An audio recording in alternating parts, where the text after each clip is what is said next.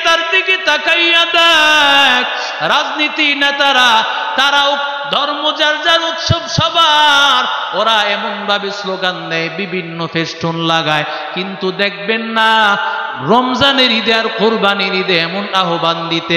কেন বান্দা?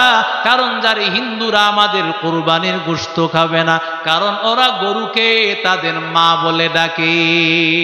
ঠিক কিনা বলে? গরুরে মা বলে, এজন্য তারা কোরবানির ঈদে ডাকে না। যদি তাই হয় তাহলে মুসলমানের ধর্মের মধ্যে তো শিরিক জায়েজ নাই। ইন্না শিরকা লাযুলমুন আযীম, আল্লাহ বলেছেন শিরিক শুধু অন্যায় নয়, মারাত্মক জঘন্যতম অন্যায়। ঠিক কিনা জোরে বলে? ইন্নাল্লাহা লা ইয়াগফিরু আন ইউশরাকা বিহি ওয়া ইয়াগফিরু মা দুনা যালিকা লিমান ইয়াশা। আল্লাহ সব গুনাহ মাফ করবেন, শিরিকের গুনাহ মাফ করবেন। কথা বলেন, শিরিকের গুনাহ আল্লাহ মাফ করবেন না, সব গুনাহ আল্লাহ মাফ করে দিবেন, কিন্তু আল্লাহ শিরিকের গুনাহ মাফ করবেন না। কারণ শিরিক বড় মারাত্মক অপরাধ, শিরিকের মতো মারাত্মক অন্যায় আর কিছুই নাই। এরে আল্লাহর বান্দা, শিরিকের মতো মহা অন্যায় আল্লাহর কাছে আর কিছুই নাই। এরে বান্দারা, আল্লাহ তাআলার কাছে এই শিরিক যেমন অন্যায়, যেই বান্দা শিরিকের মতো মারাত্মক অন্যায়ের সাথে নিজেরে বিলাই দিবে, একজন মুসলমান হওয়া সত্ত্বেও বলবে না না উৎসবে আমিও যাব। আজকে তাকাইয়া দেখেন, মুসলমানদের দেশে হিন্দুর পূজার মধ্যে মুসলমানরা সংখ্যায় হিন্দুদের চাইতে কম না বেশি? মুসলমানেরা অনেক বেশি। মান তাশাব্বাহা বিকওমিন ফাহুয়া মিনহুম, যে যাদের সাথে সাদৃশ্য অবলম্বন করবে হাসরের ময়দানে সে তার সাথে হাসর হয়ে যাবে। আদ-দাল্লু আলা খাইরিন কাফাইলিহি, একজন মুসলমান হইয়া তুমি যদি হিন্দুদের উৎসবের প্রতি মানুষকে উৎসাহিত করো, ওরা যত অন্যায় করবে, যত গুনাহ করবে, সব গুনাহ আল্লাহ তোমার আমল নামায় লিখতে থাকবে। নাউজুবিল্লাহ বলে। এরে আল্লাহর বান্দা, হিন্দুদের পূজা মণ্ডপের কিছুই খাওয়া যাবে না, হিন্দুদের ধর্ম পালন করা যাবে না, হিন্দুদের ধর্মের জন্য কোনো স্লোগান দেওয়া যাবে না, বরং ধর্ম যার উৎসব তার। বিএনপির কোনো প্রোগ্রামের মধ্যে যদি আওয়ামী লীগের লোক যায়, বিএনপির লোকেরা তাকে দালাল বলবে, মুনাফিক, বিশ্বাসঘাতক বলবে। ঠিক কিনা বলে? ঠিক তেমন ভাবে তাকাইয়া দেখো, আবার বিএনপির আওয়ামী লীগের প্রোগ্রামে যদি বিএনপির কেউ যায়, তাহলে মানুষেরা তাকে দালাল বলবে, বিশ্বাসঘাতক, মুনাফিক বলবে। ঠিক তেমন ভাবে আল্লাহর বান্দা মুসলমান হইয়া হিন্দুদের ধর্মে কেউ যেতে পারে না। এটা উদারতা বলা হয় না, বরং ইসলামের নামে সবচাইতে অবহেলা, ইসলামের নামে সবচাইতে বান্দা জঘন্যতম অপরাধ। আল্লাহর কাছে বান্দা তুমি জবাব দিতে পারবা না, জবাব দিতে পারবা না। আল্লাহর কাছে কি জবাব দিবা? আল্লাহ তাআলা ডাক দিয়া বলেন, এখনো সময় আছে, আল্লাহকে ডাকো, সব ধর্ম ছাড়িয়া দাও। আল্লাহ তাআলা আমাদের সবাইকে ঈমান আর আমল শুদ্ধ করে জান্নাত কামাইবার তৌফিক দান করেন, আমিন। আল্লাহ সবাইকে কবুল করেন, জোরে বলেন আমিন। আলহামদুলিল্লাহ।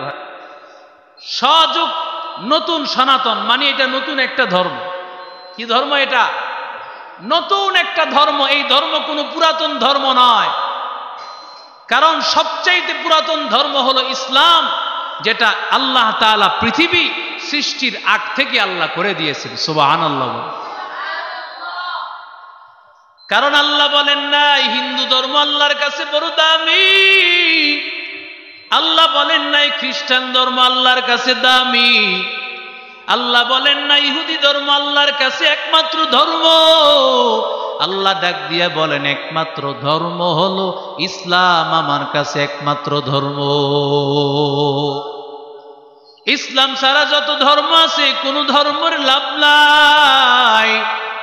ইসলাম ছাড়া যত ধর্ম আছে সব ধর্ম বাতিল, একমাত্র হলো ইসলাম ধর্ম আল্লাহর কাছে দাম। এরে নবীরা আশিক উম্মতির দল, আজকে হিন্দুদের দিকে তাকাইয়া দেখো, হিন্দুরা এক আল্লাহকে সারিয়া ওরা আল্লাহ তাআলার ইবাদত না করিয়া ওরা ভগবানের পূজা করে। এরে আল্লাহর বান্দা, ওরা মনে করে ভগবানই আল্লাহ, আল্লাহই ভগবান।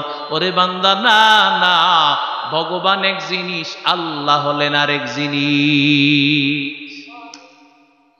ভগবান এটা এক এক সময় এক এক নাম নাই। আমার আল্লাহর নাম, আমার আল্লাহ তাআলার এমন একটা নাম, আল্লাহ এমন একটা নাম, আরবিতেও হয় আল্লাহ, ইংরেজিতেও হয় আল্লাহ, বাংলায় হয় আল্লাহ, উর্দুতেও হয় আল্লাহ। ওরে বান্দা, চায়না ধর্মেও হয় আল্লাহ। যত ধর্ম ট্রান্সলেশন করবেন, সব ধর্মে তাকায় দেখবেন আমার আল্লাহর নাম আছে না নাই।